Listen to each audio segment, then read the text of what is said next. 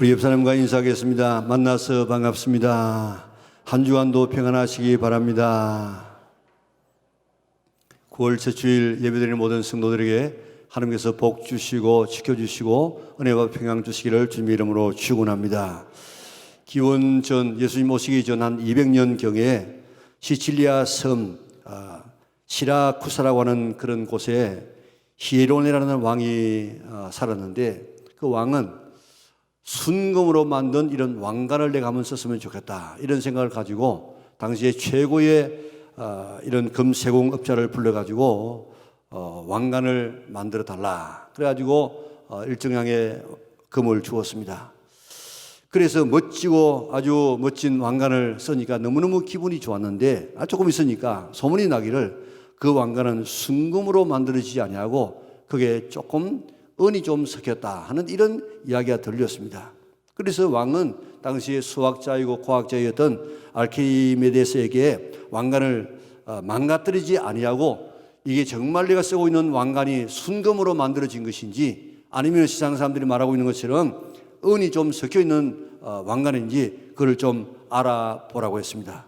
여러분들 어떻게 그 왕관을 망가뜨리지 아니하고 어떻게 그걸 분석할 수 있겠습니까? 이 보통 걱정이 아닙니다. 큰 고민 속에 빠져가지고 늘 머리를 싸매고 있는데 어느 날 목욕탕에 들어가서 목욕을 하기 위해서 들어갑니다. 물이 가득한 목욕탕에 자기가 쑥 들어가니까 목욕탕에 물이 줄줄 이렇게 흘러 넘칩니다. 그 현상을 보고 부력의 원리를 깨달았습니다. 그래서 목욕탕에서 알몸으로 옷도 입지 아니하고 너무 기뻐가지고 유레카 하면서 나와가지고 온 시내를 이렇게 돌아다니면서 외쳤다는 것입니다. 그리고 돌아와가지고 그는 커다란 그릇에다가 물을 담고 아주 가득 담고 거기다가 왕관을 집어넣었습니다. 그러니까 물이 흘러 넘치지 않겠습니까? 그 물의 양을 달아보고 그 다음에 또 이제 똑같이 그 용기에다가 물을 가득 채우고 그다음 순금 왕관 무게의 순금을 넣었습니다. 그래 넣어보니까 넘쳐흐르는 물의 양이 달랐다는 것입니다. 그래서 이 왕관은 순금 왕관이 아니구나 하는 것을 발견하게 되었다는 것입니다. 유레카는 헬라어로 알았다, 또 알아냈다, 발견했다, 찾았다 하는 이런 뜻입니다. 알키메데스는 너무 기뻐가지고 유레카 유레카 유레카 하면서 미친 사람처럼 옷을 홀랑 벗고 온 시내를 다니면서 이렇게 뛰어다녔습니다. 너무 기뻤기 때문에, 너무 자기가 발견한 것이 가치 있었기 때문에.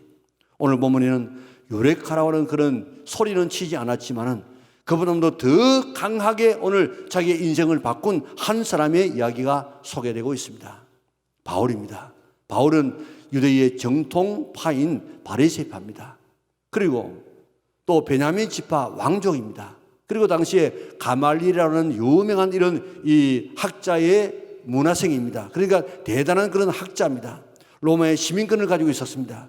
당대 최고의 엘리트였는데 몇 년 동안 아마 유대 나라에 없었던지 외국에 있다가 들어와 보니까 예수라는 사람이 자기를 메시아라고 주장하다가 십자가에 못 박혀 죽었는데 그를 따르는 무리가 많았다는 것을 발견합니다.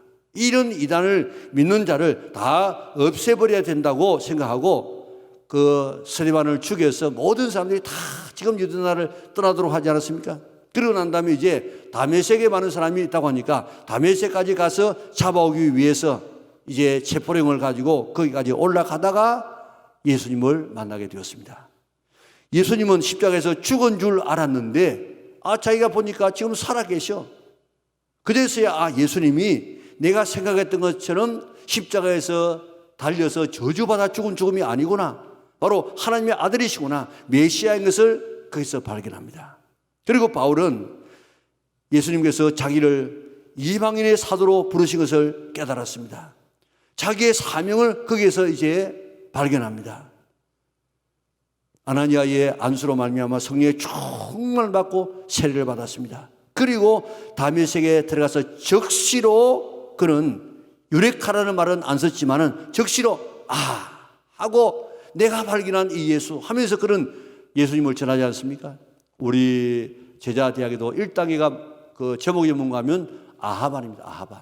왜 아하반인 줄 아십니까? 아하, 하나님은 이런 분이구나. 하나님은 우리의 구원자거나 우리의 공급자거나 우리에게 양식을 주시고 우리에게 이 마실 것을 주시고 우리를 적에서 구원하시는 이런 분이 하나님이시구나. 아하 하는 것을 깨닫도록 하기 위해서 아하반입니다. 오늘 이 바울이 다메섹에 들어가 가지고 적시로 그는 이야기했습니다. 예수님이 하나님의 아들입니다. 예수님이 바로 그리스도이십니다. 내가 그 예수님을 전하기 위해서 지금도 존재하고 있습니다. 그는 힘을 줘가지고 지금까지 자기가 예수 믿는 사람을 죽이기 위해서 왔다가 그게 아니군요. 내가 이제야 깨달았습니다 하고 그렇게 다메섹 사람들에게 복음을 전하지 않았습니까? 그는 30년 동안 가는 곳곳마다 전에는 예수님이 누구였는지 내 사명이 무엇인지를 몰랐는데 이제 요레카, 이제 알았습니다. 예수님은 그리스도이십니다. 내 사명이 예수님이 그리스도라는 사실을 전하는 것입니다. 그렇게 전하다가 그것 때문에 순교의 제물이 되지 않았습니까? 우리가 먼저 요레카 할 것은, 알아야 할 것은 예수님이 누구이신지를 알아야 됩니다. 한번 우리는 요레카, 아하 하고 이렇게 예수님에 대한 깨달음 때문에 이런 한번 외치면 반드시 있어야 되는데, 여러분들은 정말 내가 평소에 예수님에 대해서 알고 있다가 예수님은 이런 분이 아니구나, 단순히 인간이 아니구나, 예수님은 정말 하나님이시구나, 이런 이 고백이 여러분들의 입에서 한번 나오셨습니까? 그런 고백이 우리의 입에서 한번 터져 나와야만 참 우리는 신앙인이 될 수가 있습니다. 바울은 예수님을 단순한 인간으로 봤습니다. 이단의 괴수로 보았습니다. 십자가에 못 박혀 저주받아 죽은 자로 알았습니다. 그러나 다메섹 가는 길에서 예수님을 만났습니다. 바로 알았습니다. 예수님은 살아계신 하나님이시구나. 예수님은 인류의 죄 때문에 십자가에서 대속의 죽음을 죽으신 분이시구나. 예수님은 부활하여서 지금도 우리의 모든 삶을 지켜보시고 나 같은 사람까지 만나주시는 분이시구나. 예수님의 십자가로만 죄사함을 받을 수 있고 천국 갈 수 있구나. 지금도 죄인들을 불러서 구원하시고 천국 백성 삼아 주시구나. 언젠가 재림하셔서 심판주로 오셔서 천국과 지옥을 다 이렇게 갈라서 데리고 가서 주님께서 천국에서 영원히 우리와 함께 살 예수님이시구나. 아하, 유레카 하는 사실을 이 다메섹 가다가 깨달았다고요. 우리를 위해서 생명을 버리기까지 사랑하시고 인내하시고 기다려주시는 이런 예수님을 그런 그 도상에서 만나게 되어졌습니다. 그래서 그는 유레카, 이분이 바로 예수님이시구나, 그렇게 고백을 하고 바로 그 다메섹에 가서 예수님을 전거했던 것처럼 오늘 우리 영락에 있는 모든 성도들은 예수님에 대한 이런 새로운 깨달음이 여러분들의 삶에서 한번 일어날 수 있기를 주님의 이름으로 축원합니다. 자기는 예수님이 핏값으로 주고 산 교회를 핍박하고 잔멸 완전히 없애버리려고 했기 때문에 저주받아 죽어야 할 죄인의 개수임을 알았습니다. 이러한 죄인을 용서해 주실 뿐만 아니고 사명까지 주신 이 주님을 알게 되었을 때 하고 그는 감격하지 않을 수가 없었습니다. 이런 예수님을 요rek하고 난 다음에, 알고 난 다음에 바울은 예수님에게 완전히 미쳐버렸습니다. 그래서 베스도가 바울에게 말하기를 내 많은 학문이 너로 하여금 미치게 만들었구나. 이런 예수님에 대한 이 사랑을 30년이 지나도록 식어지지 않고 계속해서 시간이 가면 갈수록 더 주님에 대한 사랑이 더 증가되어졌습니다. 일전에 미국 코넬 대학교 인간행동연구소에 신디아 하잔이라고 하는 그런 이 교수팀이 사랑의 유효 기간이 얼마나 될까 하는 것을 연구했습니다. 2년간 5,000명을 대상으로 하여서 남녀가 가슴 뛰는 사랑을 가지는 이 기간이 대체로 얼마나 될까, 그렇게 연구를 했더니 18개월 내지 30개월 정도가 된다 하는 그런 결론을 내렸습니다. 이거는 아주 과학적으로 증명된 것인데, 사랑의 감정은 뇌에 화학 작용으로서 생기는데 남녀가 만나서 2년 정도가 지나면 되뇌에 항체가 생겨가지고 더 이상 사랑의 이런 화학 이 물질이 생성되지 않는다는 사실을 깨닫게 되어졌습니다. 그러니까 인간이 아무리 사랑해도 한 반년, 1년 반, 한 2년 정도만 되어지면 그때 처음의 사랑을 다 잊어버리고 좀 시들해지게 되는 것입니다. 그런데 바울은 예수님을 만나고 난 다음에 30년이 지나는 날까지 가면 갈수록 더욱더 주님을 사랑하는 그런 아름다운 마음으로 늘 지속할 수 있었습니다. 왜 그렇게 되어졌겠습니까? 성령의 충만함을 받았기 때문입니다.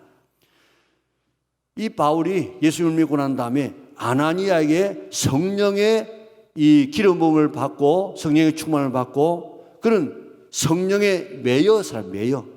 그래서 오늘 이 본문 22절에도 보면 그런 성령에 매여 가지고 예루살렘으로 지금 간다고 하지 않습니까?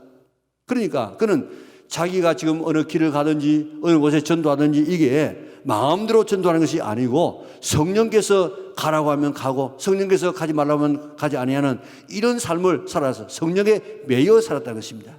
그래서 여러분들 보세요.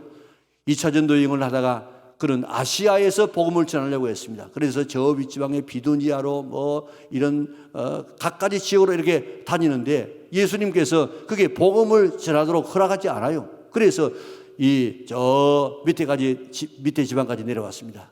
거기까지 내려왔는데 거기에서 꿈을 꿉니다.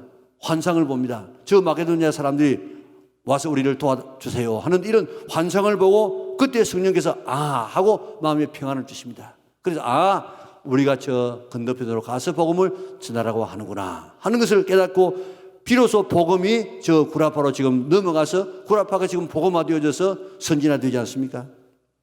이와 같이 오늘 이 바울이 끝까지 변하지 아니하고 죽을 때까지 그 믿음을 유지하면서 나갔던 그 이유가 어디에 있느냐? 변하지 아니하는 주님의 사랑이 어디에서 일어났느냐? 그것은 성령의 충만함 때문이었습니다. 그의 사랑은 30년이 지나도 약화되지 않았습니다. 사명을 처음보다도 더 강하게 느끼면서 살았습니다. 오늘 우리 영락에 있는 모든 성도들 다 이렇게 주님을 사랑하고 사명을 감당하게 될 때 식었다가 또 뜨거웠다가 그러지 말고 성령의 충만을 받아서 성령의 인도함을 받아서 우리가 살아서 가라면 가고 전하라면 전하고 그렇게 복음을 전하여서 오늘 끝까지 쓰임받는 우리 영락의 온 성도들 될 수 있기를 바랍니다. 오늘 우리 마음속에서 성령께서 복음을 전하라 이런 마음이 생기면 그 묵살하지 말고 그대로 한번 전해보세요. 그러면 거기에서 역사가 일어난 줄 믿으시기를 바랍니다.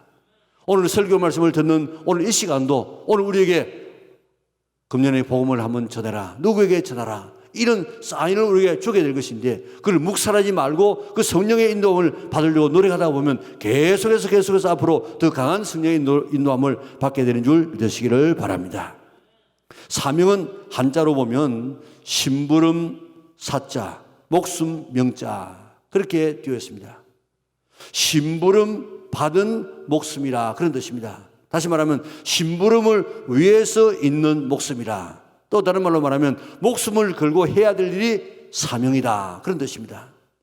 그래서 작은 심부름을 소사라, 큰 심부름을 대사라, 또 특별한 이 심부름을 특사라, 그리고 은밀한 심부름을 밀사라, 그리고 하나님의 심부름하는 사람을 천사라 그렇게 부르지 않습니까?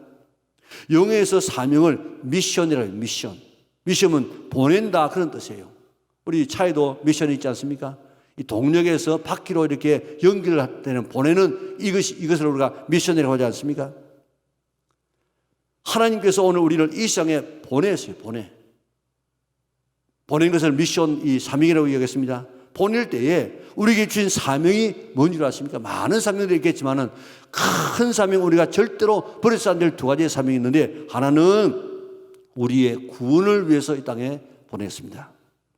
우리가 이 세상에 오기 전에 영으로 있을 때는 이게 영은 인지 능력이 없어요.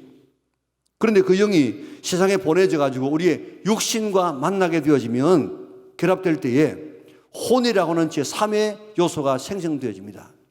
이 혼이 하는 역할이 생각하고 기억하고 이해하는, 그래서 그게 인격체가 되어져요. 이런 생각이 있어야만 다른 사람과 교제가 되어지고 또 사랑하고 이해하고 느끼게 되어집니다. 이런 혼적인 사람이 되어야만 하나님과 교제가 되어지고 사랑하고 예비하는 사람이 될 수가 있습니다.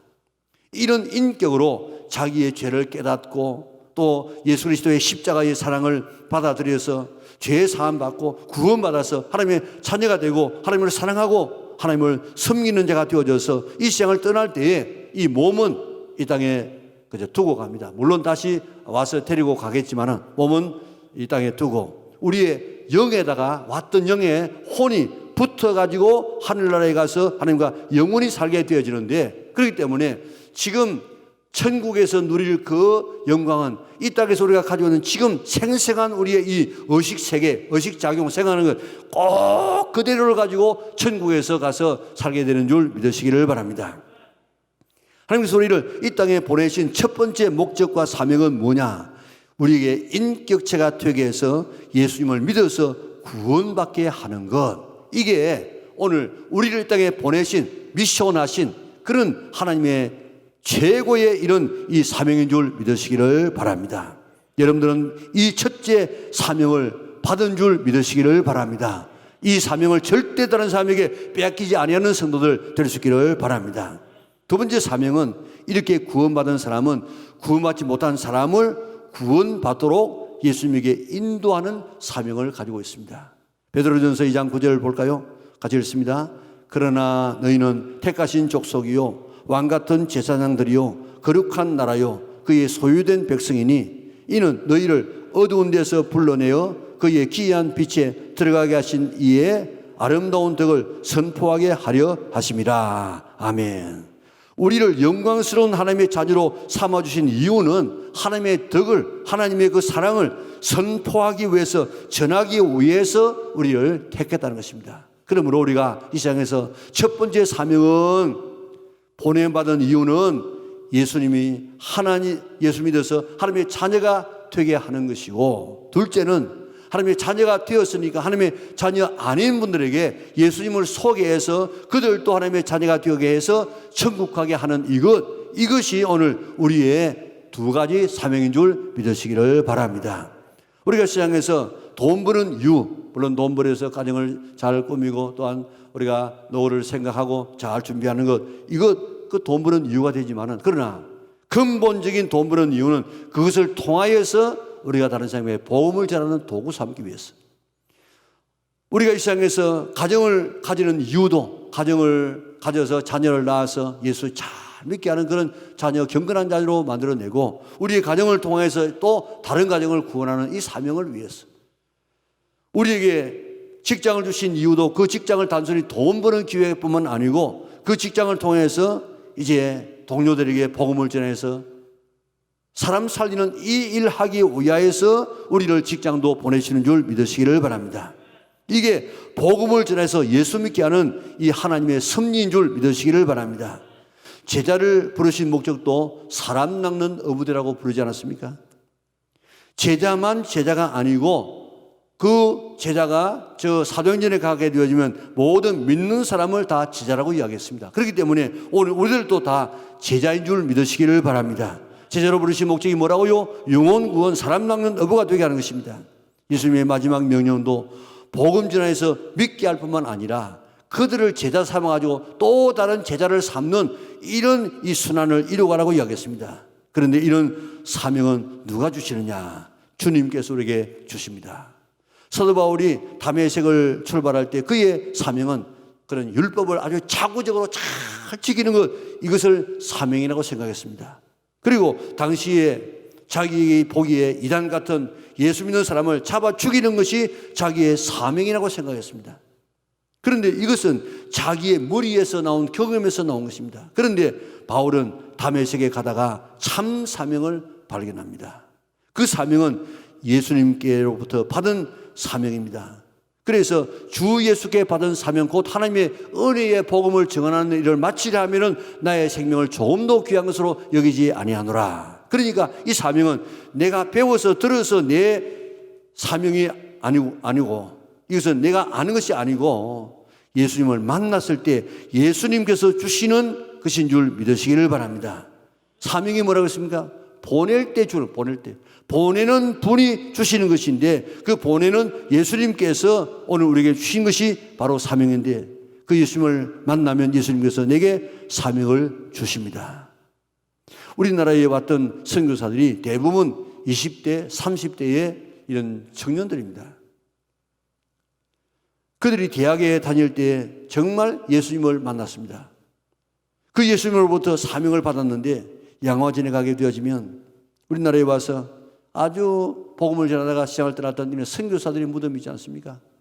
그저 며칠 있다가 시장을 떠난 사람, 그저 1, 2년 열심히 일하다가 풍토병에 걸려가지고 죽어내는 사람들이 얼마나 많은지 모릅니다. 어린애 무덤도 얼마나 많은지 모릅니다. 거기에 가보면 묘비들이 다 있는데 26살에 순교한 루비 캔드렉이라는 이 여자 선교사입니다. 와가지고 뭐 오래 사역도 못했으면 사역 준비하다가 그만 그런 죽었어요. 그의 묘비명이 뭔 줄 아십니까? 내게 만약 1000개의 목숨이 있다고 할지라도 그 모두를 조선에게 주겠다. 우리하고 피가 섞였습니까? 뭐가 섞였습니까? 예수님께서 그에게 너 조선에 가서 복음을 전하라고 사명을 주었기 때문에 이런 고백을 할 수가 있는 것입니다. 9월입니다. 시원합니다. 기도하기 좋은 계절입니다. 말씀을 가까이 할 수 있는 좋은 계절입니다. 예수님을 좀 더 깊이 알아보고 좀 더 우리 사명을 발견하는 그런 기회로 삼는 성도들 되시기를 바랍니다. 복음 전하라 이 말씀은 예수님께서 우리에게 주신 사명입니다. 예수님께서 주신 사명. 예수님이 누구십니까? 온 천지 만물을 지으신 예수님이십니다. 인간의 생사복을 주장하시는 예수님이십니다. 만왕의 왕이시요 만주의 주가 되시는 분이십니다. 재림하셔서 심판주로 오실 그 예수님께서 우리에게 명령하시는데 이것은 왕의 명령이요 왕의 명령은 어명입니다. 어명은 지키도 되고 안 지키도 되는 것이 아닙니다. 어명은 반드시 지켜야 되는데 안 지키면 죽습니다. 우리가 설교 후에 부를 찬송 508장에 보면 후렴에 주에게 부탁하신 일 천사도 헌무하겠네. 화목해 하라신 주님 구주의 말씀을 온 세상 널리 전하세요. 그게 주에게 부탁하신 말 하는 것이 나옵니다. 부탁하신 일. 자, 부탁이라는 말을 사전에 찾아보니까 어떤 일을 해달라고 당부하여 맡김 그렇게 정의해 놓았더라고요. 복음을 전하는 것은 부탁이 아닙니다. 부탁. 복음 전할 수 있으면 좋겠다. 너 복음 좀 전해줄래? 복음 전하면 이런 축복이 있어? 이렇게 주님께서 하신 부탁이 아니고 이 복음 전하는 것은 명령입니다. 명령. 항상 성경에 보면 복음을 전하라 그렇게 했지 복음 좀 전해볼래? 이런 말 없다고요. 만왕의 왕이신 예수님께서 우리에게 복음을 전하라고 명령하셨습니다. 바울은 이 복음을 전파가 예수님의 명령이기 때문에 부득불할 일임이라고 얘기했습니다. 이것 만약에 하지 아니하면 내게 화가 있을 것이라는 이런 마음의 자세를 가지고 복음을 전했습니다. 복음 전하라 이것은 하나님의 예수님의 명령인 줄 믿으시기를 바랍니다. 누레카 알았다 발견했다 우리의 사명을 이런 발견하는 성도들 되시기를 바랍니다. 복음을 전하는 것이 예수님께서 나에게 주신 사명이구나 다시 한번 새롭게 깨닫는 성도들 될 수 있기를 바랍니다. 실존주의자 킬케골은 22살 때 그의 일기장에 이런 고백을 했습니다. 온 세계가 다 무너져도 내가 붙들고 놓을 수 없는 그것, 내가 그것을 위해서 살고 그것을 위해서 죽을 수 있는 그것을 발견한 사람은 참 행복한 사람이다. 이것이 바로 사명이라고 했습니다. 이런 사명을 발견하는 사람은 참 행복한 삶을 살아갈 수 있는데 우리 영락에는 모든 성도들이 내가 왜 살고 있는가 그 사명을 발견해서 정말 행복한 복된 인생을 살아갈 수 있기를 바랍니다. 21세기의 예측이라는 그런 책이 있습니다. 세계사의 석학, 세계의 석학 103명이 자기 나름대로 앞으로 21세기는 어떤 시장이 될 것이다 그렇게 예측한 그런 글들인데 노벨상을 받은 엘리 비젤이라는 교수는 말했습니다. 21세기 인간 사회를 황폐시킬 수 있는 가장 무서운 악이 있다고 하면 그것은 무관심이라고 했습니다. 사랑의 반대말은 미움이 아니라 무관심입니다. 현대 사회의 가장 큰 질병은 무관심입니다. 자기가 꽤 모르는 이런 이기주의, 다른 사람에게 대한 무관심이 무슨 독버섯처럼 온 세상을 지금 퍼져나가고 있습니다. 이런 세상에 살아가는 오늘 우리들에게 우리 주님은 세상에 관심을 가지라, 복음을 전하라고 이야기하고 있습니다. 오늘 복음을 전합시다. 복음 전해라. 오늘도 성경은 복음 전하라고 이렇게 오늘 성경을 우리에게 다그치고 있는데 나는 아무 거기에서 반응 없는 무관심한 우리가 되지 말고 이번 가을에는 그렇습니다. 나도 한번 복음을 전하겠습니다. 그렇게 오늘 다른 사람에게 대해 지옥 갈 사람에게 대해서 관심을 가질 수 있는 우리 영락의 온 성도들 되시기를 바랍니다. 하나님은 우리에게 관심 가지셨는데 하나님이 우리에게 관심 안 가져보세요. 우리가 어떻게 되겠습니까? 하나님의 세상을 이처럼 사랑하사 관심 가지사 이 말입니다. 독생자를 주셨으니 이는 저를 믿는 자마다 멸망치 않고 영생을 얻게 하려 하십니다. 이런 하나님의 관심 때문에 오늘 우리가 구원받았는 것처럼 오늘 우리들도 이런 예수님을 본받아서 이런 관심을 가지고 생명 살리는데 우리 사명 감당하는데 우리가 혼신의 힘을 다하라는 것입니다. 이번 가을에 예수님을 다시 한번 발견하시기를 바랍니다. 유력할 수 있기를 바랍니다. 구원받을 수 없는 내가 구원받게 된 것 다시 한번 유력할 수 있기를 바랍니다. 그리고 내 사명이 무엇인지를 다시 한번 요rek할 수 있기를 바랍니다. 우리가 요rek하, 알았다, 발견했다. 뭘로? 예수님이 누구이신지를 우리가 발견해야 됩니다. 그리고 내가 어떤 자였는데 어떻게 구원받았는가를 발견해야 됩니다. 그리고 내 사명을 발견해야 됩니다. 오늘 이번 기회에 이 세 가지는 꼭 발견할 수 있는 우리 성도들 될 수 있기를 바랍니다. 바울은 그 사명을 위해서 달려가다가 로마에서 순교의 제물이 되어졌습니다. 사명을 위해서는 희생이 따른다는 사실을 오늘 바울이 이야기하고 있습니다. 이 사명을 위해서 목숨도 귀한 것으로 여기지 아니한다.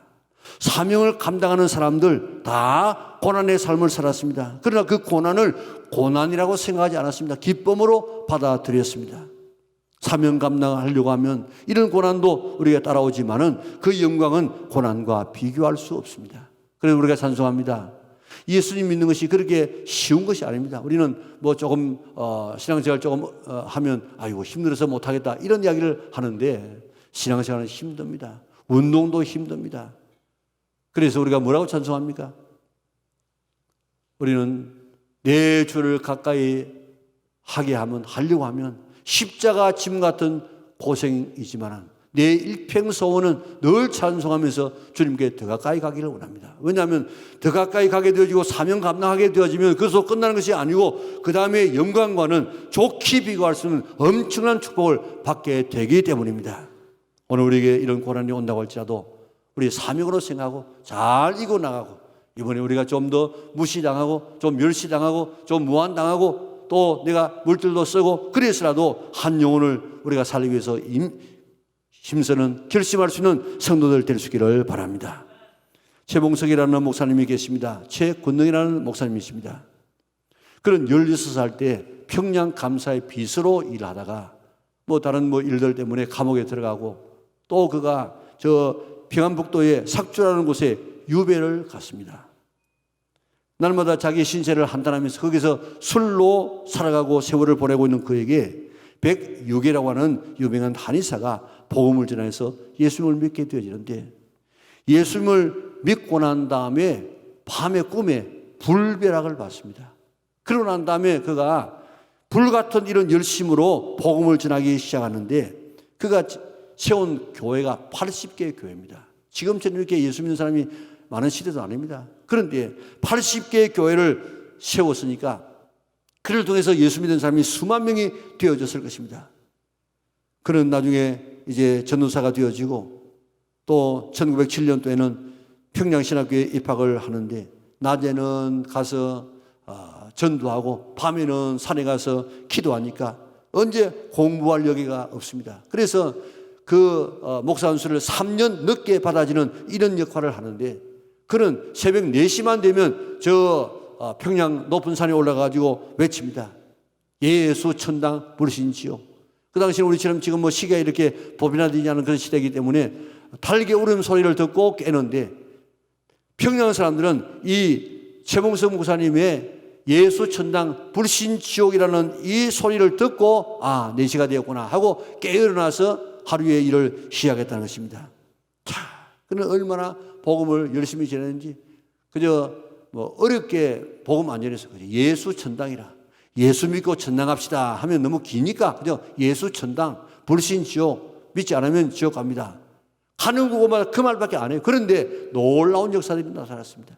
일본 순사가 말을 타고 가는데 말 앞에 가지고 예수 천당 이러니까 말이 놀라가지고 막 앞발을 들고 막 뒤로 물렀습니다. 그러자 거기는 순사가 떨어졌습니다. 가가지고 얼마나 많이 맞았는지 때리면 예수, 때리면 천당, 때리면 불신, 때리면 지옥. 하도 예수 이야기하니까 이 영감아 네 속에 뭐가 들으냐고. 내 속에는 예수밖에 없다고. 때리면 예수가 나온다고. 그래서 그렇게 석방하지 않았습니까? 그리고 복음을 전하는데 얼마나 복음을 전하고 싶어가지고 어느 한 곳을 가니까 화전민들이 지금 산에서 이렇게 밭을 이렇게 가꾸고 있는데 사전민이 떨어져 있어. 한 곳에 모이지 않고. 그래가지고 지나가다가 밑에서 아이고 배야 사람 살려고 막 고함을 쳤습니다. 그러니까 화전민들이 사람 죽어가니까 전부 다 내려와가지고 왔습니다. 내려오니까 여러분들 예수 믿으라고 막 죽이려고 막 덤벼듭니다. 그럴 때 이 정우성 목사님이 전도 잘했다고 이렇게 상편을 하나 받았어요. 그걸 탁 내가지고 아멘거사 출도야. 그러니까 그 당시에 아멘거사 메달이 뭔 줄 압니까? 그러니까 아멘거사가 온 줄 알고 아이고 살려주십시오. 그러면 예수 믿으면 살려주겠다. 그래가지고 예수님을 다 믿게 하는 그리고 교회를 세우는 이런 일들에서 80개의 교회를 세우는 이런 역사를 했습니다. 그가 신사삼배 때문에 그저 얼마나 많이 맞았든지 거의 죽을 판이 되어졌습니다. 그럴 때에 내가 이 위기를 이기고 나갈 수 있는 길은 내가 금식이 되겠다. 그 만시된 몸을 가지고 그런 40일 금식 기도를 했습니다. 그리고 40일 다 채우고 난 다음에 그가 한 15일 동안 요양하는 가운데 그가 더 회복할 수 없었습니다.